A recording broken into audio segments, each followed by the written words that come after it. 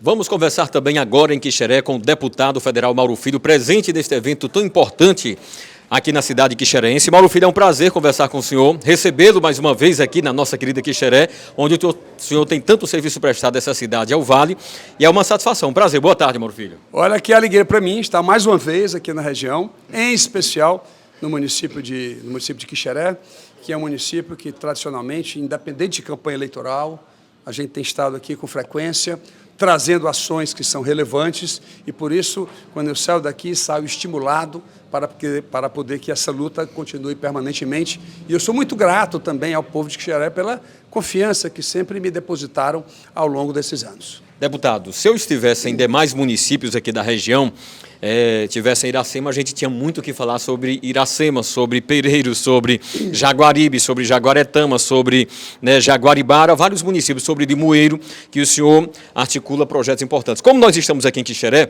eu queria saber do senhor quais são as novidades, o que é que nesse mandato já pode ser mostrado para Quixeré, o que é que pode vir pela frente. O senhor é muito bem avaliado pela população, aprovado na eleição e sempre tem retribuído.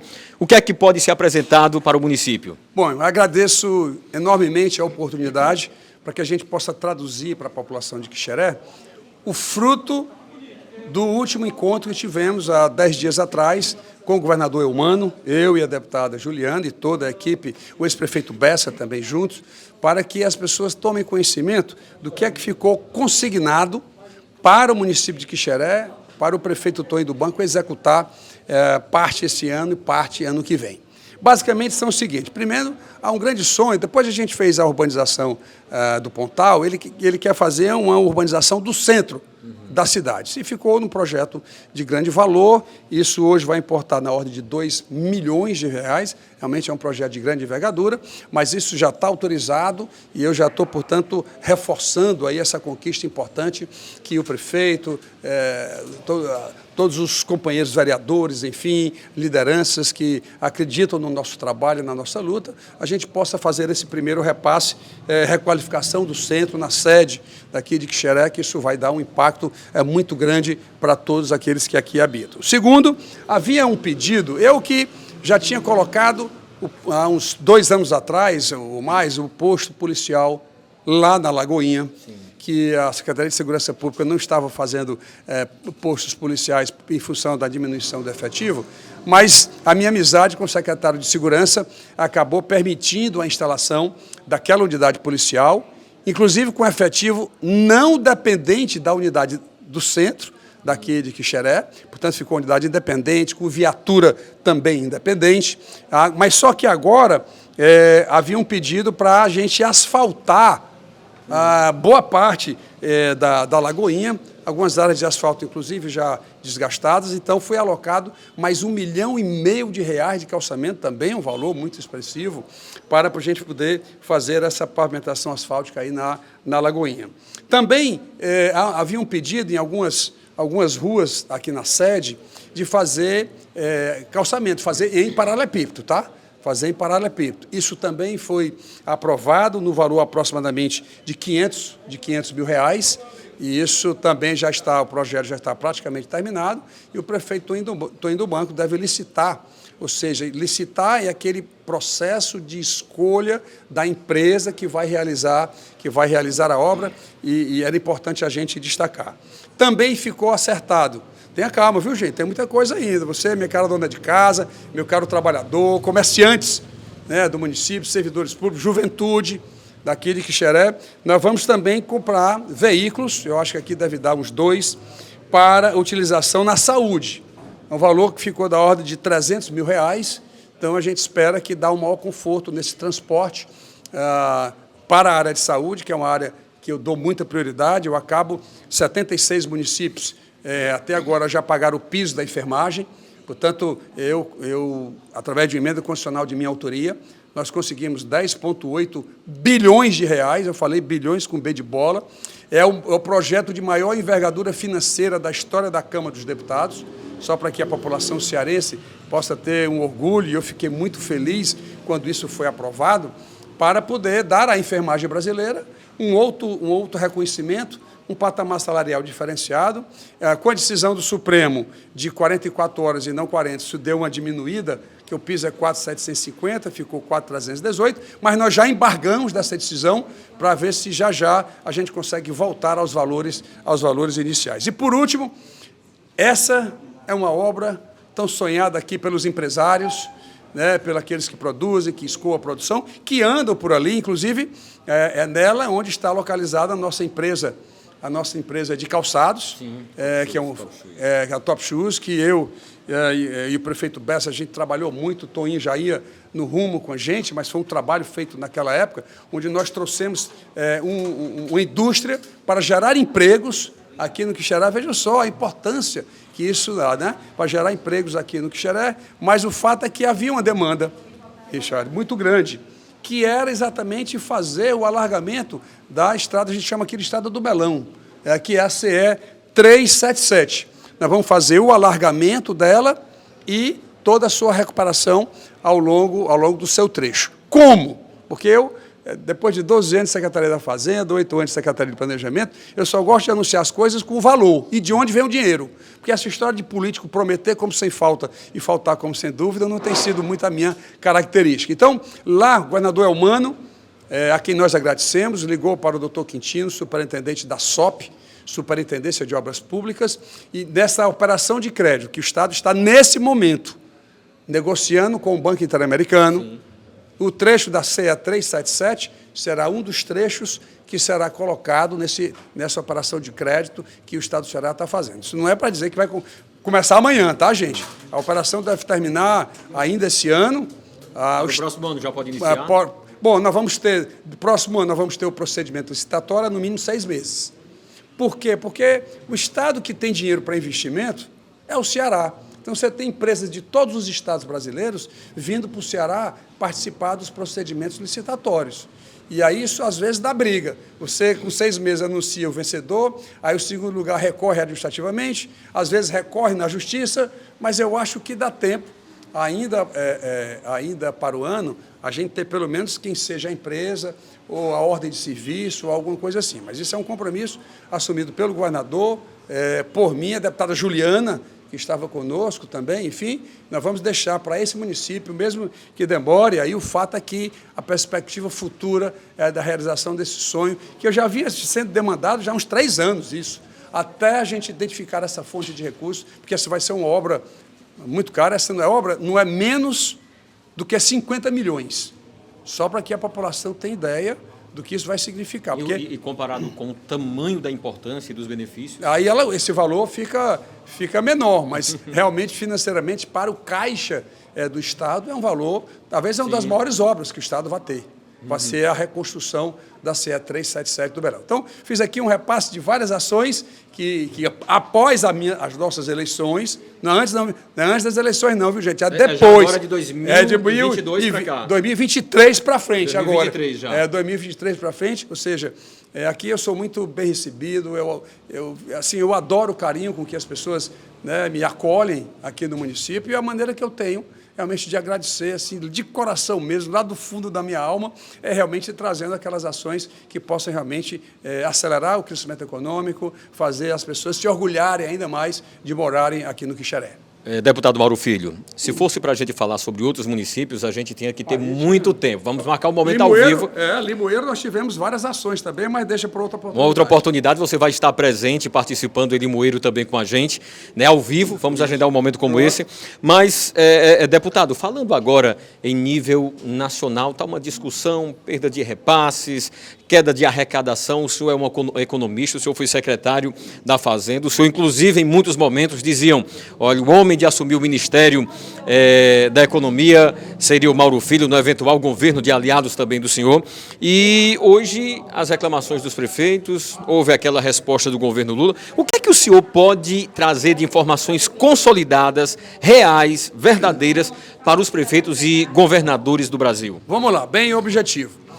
E eu tenho que fazer justiça, o líder do governo, o deputado Zé Nobre Guimarães, me faz a indicação, pelo conhecimento, pelo traquejo já nessa área, de fazer essa negociação com o ministro Haddad, ministro da Fazenda, e com o próprio ministro da Secretaria de Relações Institucionais, Alexandre Padilha, porque havia essa reclamação. Nós recebemos da Câmara, eu sou coordenador da bancada federal do Estado do Ceará até outubro, eu recebi 62 prefeitos, exatamente alertando que a receita estava caindo de maneira muito drástica. Então, qual foi meu papel? Nós fomos lá tentar construir a recomposição da receita nos meses de julho, agosto e setembro. Depois que nós fizemos essa negociação muito dura, havia uma ponderação, e como era essa compensação? Se o município recebeu 1 milhão em agosto e recebeu 1 milhão em julho de 22 e 900 em julho de 2023, você tem uma perda aí de 100 mil reais, 1 milhão menos 900, 100 mil reais. Mas ainda deu tempo de inserir um parágrafo dizendo que esse valor seria atualizado de julho de 22 a julho de 23. Traduzindo isso, o que é que significa? Que eu pego 1 milhão, vamos supor que a inflação foi 7% nesse período. Então, 1 milhão atualizado com 7% é 1 milhão e 70. Desse 1 milhão e 70 é que eu vou diminuir dos 900. Portanto, os municípios vão receber mais recursos do que previamente estava pensado e negociado com o ministro da Fazenda e com a Secretaria de Relações Institucionais. Isso é o seguinte, essa matéria foi aprovada agora por nós, isso vai para o Senado Federal, o Senado deve demorar aí umas 2 semanas para poder votar essa matéria. Então, nós temos mais uma semana de setembro e mais uma semana de outubro. Então, eu acho que essa parcela só deve chegar isso no final de outubro. Compensando as perdas. Compensando julho, agosto e setembro. E mais, se porventura, atenção prefeitos e prefeitas, se porventura comerciantes que negociam muito com as prefeituras, é importante ter esse conhecimento também, que é o seguinte: se porventura, em outubro e novembro, essa receita voltar a cair, está previsto também no PLP 136 de 2023, está previsto a União fazer um repasse adicional em dezembro, fazendo a compensação de mais 2 meses. Portanto, ficaria o julho, agosto e setembro inicialmente, se necessário, outubro e novembro. E para os estados, o que é que ficou negociado? Os estados negociados da seguinte forma: primeiro, já tinha sido acertado dos estados com o governo federal a compensação da perda de arrecadação de um imposto chamado ICMS. Sim. Quando o ICMS foi retirado dos combustíveis ano passado, em outubro, novembro, mais ou menos, isso diminuiu a receita. E aí o governo federal se comprometeu a pagar de 3 vezes, 2023, 2024, 2025. O que é que nós negociamos? Que a parcela de 2024 seria repassado, seria antecipado para 2023. Isto é, em números, o Ceará ia receber 161 milhões, vai receber 161 milhões de 2023, mais 342 milhões de 2024. Ou seja, 160 com 320, são 480 milhões que o Estado vai receber também esse ano, numa compensação da diminuição da sua receita. E, no final, ainda acabamos inserindo 2 meses de compensação do mês de julho e do mês de agosto, que já foi a parte mais dura. O ministro Haddad já não queria, mas teve que ligar para o presidente Lula para poder obter essa autorização, mas fizemos uma defesa bastante técnica, mostrando a viabilidade dessa possibilidade e, ao final, portanto, também para os estados. Me lembro que o município foram 3 parcelas, julho, agosto e setembro. Para os estados, a compensação, mais 2 parcelas de julho e de agosto. Deputado, falando sobre essa situação, o senhor colocou sobre os impostos retirados do ano passado, e eu estava vendo alguns debates que diziam o seguinte: eu quero ouvir do senhor. Foi não. Que bom que essa entrevista fosse ao vivo para a gente debater o Vale. Vamos marcar. Deputado, aí foi falado, eu vi um debate que dizia: olha, o governo, e não podemos aqui estar olhando para o retrovisor porque é para frente, mas como uma oportunidade de esclarecimento. O governo passado extinguiu impostos, reduziu impostos, e o governo atual federal criou novos impostos e aumentou impostos. Qual é a avaliação que o senhor faz desse cenário diretamente ligado ao povo, diretamente ligado ao consumidor? Aumentar os impostos. Não aumentou o imposto de ICMS, não tem nenhum imposto. Não, no geral, a gente estava observando o ICMS, a gasolina, por exemplo. Não, por exemplo, o preço da gasolina, ele varia, e eu acho inclusive errado, de conformidade com o preço do barril de petróleo. Então, quando o preço do barril de petróleo sobe, a Petrobras quer aumentar o preço aqui para poder criar o que eles chamam de paridade de preço internacional, PPI. Eu acho que isso é uma política inflacionária, que isso pode gerar problemas para a economia brasileira. Minha esperança é de que o presidente da Petrobras, Jean Paul, possa não caminhar dentro desse desapazão. O ICMS não foi aumentado. Se não caminhar nessa visão, pode haver uma desvalorização diretamente da Petrobras e haver problemas diretamente no Brasil. Não, a Petrobras ela produz 98% da sua necessidade, refina 70% e importa 30% de combustível. Isso é um erro.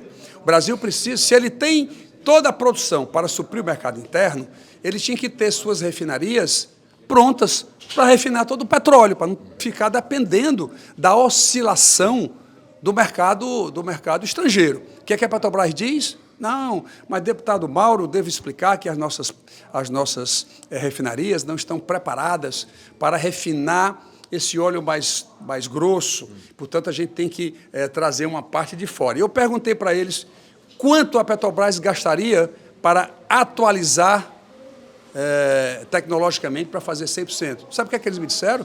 Não, nós precisamos de 40 bilhões. Eu digo, ora, vocês distribuíram 200 bilhões de dividendos, sem pagar um centavo de imposto de renda, não tem 40 para poder modernizar e o Brasil ficar independente. Então, há um erro de política econômica que aí está traçado. Agora, os 4 aumentos de impostos que estão no Congresso Nacional, nenhum deles é aumento de imposto. É imposto para pessoas que não pagam. Primeiro, os Sporting Bet, que é do futebol. Esse pessoal arrecada por ano, e eu preciso que você, minha cara dona de casa, meu caro trabalhador, você que paga lá o seu imposto, esse pessoal arrecada 100 bilhões por ano. Eu falei com B de bola, pagam 0 de imposto de renda. Isso é um absurdo. Então está na hora de começar a pagar imposto de renda em cima disso aí. Isso é tudo em paraísos fiscais, recebe o dinheiro do brasileiro, envia para fora, e aqui a gente fica a ver navios. Então não está aumentando imposto, estamos criando naquilo quem não paga. Toda essa chiadeira, dizer que aumenta imposto, é gente de rico. É tudo gente rica que não quer pagar imposto no Brasil. Segundo, chama-se imposto de renda sobre fundos exclusivos. O que é? Deixa eu explicar aqui. Quando você aplica, tem lá seu R$1.000, 500 que você quer aplicar lá no banco, ele aplica em fundos, que a cada 3 meses ou 6 meses, quando você resgata, você paga imposto de renda. Os fundos exclusivos dos super ricos, eles têm um privilégio. Eles não pagam imposto de renda. E aí são esses fundos, de um número muito pequeno de pessoas, eles representam, sabe quanto, Richard? 756 bilhões de reais. Não cai para trás não, tenha calma. 756 bilhões de reais para 2.500 pessoas. Sabe quanto é que dá a média? 300 milhões de reais. Está na hora desse povo começar a pagar imposto no Brasil, e não é aumento de imposto como se fala, porque é rico já transfere para dizer que é aumento de imposto. Só que ele não está pagando nada. O pobre está pagando, mas ele não está pagando absolutamente coisa nenhuma. Outra coisa, imposto no que nós chamamos de offshores, ou seja, fora do Brasil. Tem gente brasileiro que aplica no exterior, muito rico, tem um rendimento do exterior, não quer pagar nada. É só quem é que tem rendimento, quem é que aplica no exterior 10 milhões de dólares, 100 milhões de dólares, 1 bilhão de dólares? Não são os pobres, são os ricos. E aí esse pessoal fica dizendo que vai aumentar imposto, tudo Agamenon, tudo com essa fiada, eles não pagam nada e agora vão pagar sim, porque nós vamos aprovar a cobrança desse imposto de renda. Todas essas alterações, sabe qual é o impacto positivo? Isso é imposto de renda. Imposto de renda é a base do Fundo de Participação dos Municípios. No fundo, você pode prever que, a partir de janeiro de 2024, o FPM e o FPE voltará a ter crescimento nas receitas e os municípios, portanto, poderão terminar 2024 com muito mais perspectivas. Voltando ao estado do Ceará e falando já sobre as questões que envolvem a política administrativa, mas também as questões políticas. O senhor falou que o estado estava muito bem financeiramente, nós sabemos quando o senhor esteve à frente também da economia do estado do Ceará, a força, sabemos que tem às vezes umas visões diferentes em relação a isso. Agora, o ex-prefeito de Fortaleza, Roberto Cláudio, em um vídeo agora, que é do seu partido, anunciou que o estado estava quebrado, estava com problema financeiro, né? Como é que o senhor avalia essa situação do Roberto Cláudio, que foi ex-prefeito do seu partido, candidato ao governo do Estado, fazendo uma avaliação, mostrando em alguns números também, segundo ele, que o Estado está quebrado. Outros dizem, é um Estado rico de pessoas pobres. Qual é a sua avaliação, deputado? Bom, o ex-prefeito Roberto Cláudio é um grande quadro, né, que o Ceará tem. A prefeitura fez uma grande gestão na prefeitura e ele tem todo o direito de fazer as suas análises. Ele estava se referindo a um decreto que adiou o retorno do imposto de renda nos saldos do Fundo Previdenciário do Estado do Ceará, que hoje é um fundo muito sólido, de 1 bilhão e 800 milhões de reais. Talvez seja o fundo mais sólido de servidor de todo o país. E havia uma previsão de retorno desse valor e houve um adiamento desse repasse para o final do ano. Portanto, eu interpreto nada significativo no que concerne à estruturação desses. Eu já estou há 3 anos fora, desses 3 anos de lá para cá, onde o Estado sempre se mantendo muito equilibrado, com capacidade de investimento. Então, eu acho que essa análise é importante que seja feita sempre. Agora, vamos fazer sempre olhando o todo, e não somente um pedaço específico da história que foi colocada, e todo no processo político.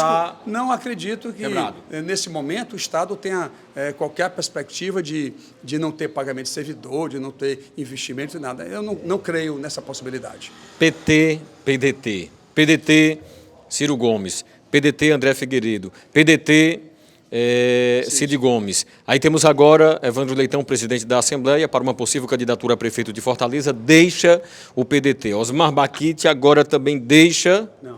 Osmar Baquite anunciou a saída. 2026. 2026? Então vamos aguardar. Mas de qualquer forma, como é que está essa situação dentro do PDT? É possível uma permanência de parte do PDT do governo? Como é que está essa realidade? Existe uma expectativa de que Cid Gomes possa ser comandar o diretório estadual? Qual é a realidade do que o senhor está vendo? Já em Fortaleza, sabemos que o Sarto tem o direito à reeleição e, ao mesmo instante, detém do diretório municipal. Como é que o senhor está vendo essa situação PDT e governo do Estado? Muito fácil. O senador Cid Gomes assumiu a presidência do diretório. Eu mesmo assinei a sua lista para que ele assumisse a presidência do partido. Toda segunda-feira, eu e ele estamos nos reunindo de 15 em 15 dias, né? Toda semana, de 15 em 15 dias, na executiva do partido, do PDT. Nós estamos fazendo uma análise de todas as 60 prefeituras do PDT, fazendo levantamento se tem candidato, quem é o parceiro, se o PT e outros partidos podem compor ou serão oposição. Então, daqui a umas 3 semanas ou 4 semanas, a gente deve estar com um quadro inteiro do Estado do Ceará. Isso, pelo menos no interior, está pacificado, está todo mundo já sentindo a maior tranquilidade em relação ao que convivemos, né, com o governador Eumano, enfim, com toda a sua equipe. Claro, eu vou chegar lá. Primeiro, o ambiente que você me perguntou. Qual é o ambiente? Qual era o ambiente? O ambiente é de total convergência nesse instante. Obviamente que temos aí 4 ou 5 pessoas que insistem em dizer que a oposição é o melhor caminho, mas a grande maioria hoje do PDT, e estamos trabalhando nesse rumo, de manter essa uniformização do partido em relação à própria gestão do governador. Agora, você está me perguntando, se você quer saber mesmo, é da eleição de Fortaleza. Sim. É outra coisa que você está querendo saber. Porque a eleição de Fortaleza tem aí o Sarto, que naturalmente vai ser candidato à reeleição, mas sabemos que parte do PDT, ou a maioria do PDT, pode apoiar um outro nome? Olha, veja, os meus cabelos brancos de hoje já dá para ter uma história. O PT, quando o PDT era governo, o PT sempre teve candidato. Nunca teve nenhum problema. O próprio governador Eumano foi candidato contra o Roberto Cláudio. Então, o pessoal está inventando. Isso aí, a vida inteira foi assim. Não tem nenhum problema. Se for mais para trás, o PT teve como candidata a Luiziane e nós brigamos muito, sabe para quem ser o candidato? Inácio Arruda. O Lula veio para cá para votar no Inácio, o Cid, todo mundo. Então, Fortaleza é uma cidade à parte. E essas trocas esse enfrentamento de candidatos sempre aconteceu. As pessoas precisam ler a história para ver como é que isso se comportou. Agora, o que você tem que avaliar, do meu modo de entender, é como será o segundo turno. Poderão estar juntos? Eu acho que vou deixar essa reflexão para você fazer. Porque o futuro é imprevisível. Você está querendo fazer uma previsão do futuro? Não, se naturalmente, segundo turno, poderão estar juntos, E se for um acho candidato que pode. E se for um candidato do PT e do PDT para o segundo turno? Esse quadro, bom, na política tudo é possível, mas esse quadro hoje, porque você não pode minimizar o tamanho do capitão Wagner e de outros candidatos que estão aí colocados. A gente não pode, né, minimizar as nossas oposições. Então, mas hoje, o poder, né, vamos dizer, a estrutura de governo, normalmente o pessoal de Fortaleza escolhe um, normalmente. Né? Então, a gente tem que ter humildade para poder compreender esse raciocínio, compreender que essa disputa em primeiro turno sempre aconteceu. As pessoas falam hoje como se fosse uma grande novidade. Isso é a história. Sim. Toda eleição em Fortaleza foi assim, e nós vamos trabalhando para manter esse clima ameno, trabalhando. Então, o PDT, mesmo para a gente fechar, deputado, o PDT, mesmo com deputados da base aliada junto ao governo, vão com o PDT? Veja, o PDT ele não vai ter essa mania de querer impor, né, com fechamento de questões ou o que quer que seja. Em eleições de governo, aí você tem até outros propósitos para se fazer. Na eleição de prefeituras, fica mais complicado você fazer esse fechamento, até porque dos 13 deputados do PDT, 10 apoiam o governo Amano, 3 são oposição. Então a gente tem que saber dosar bem isso direitinho, não está tomando medidas também autoritárias, não comporta a gente fazer isso, mas eu estou trabalhando, eu e o senador Cid, nós estamos trabalhando para manter esse clima harmonioso e quem sabe isso chegar, né, em junho de 2024, onde já se processam ali as convenções, as decisões, enfim, a gente possa chegar num outro clima bem diferente, bem mais harmonioso do que nós estamos vendo hoje. O seu abraço a todo o Vale do Jaguaribe, especialmente aqui em Xeré. Eu quero agradecer mais uma vez, assim, com muito carinho, toda a forma amiga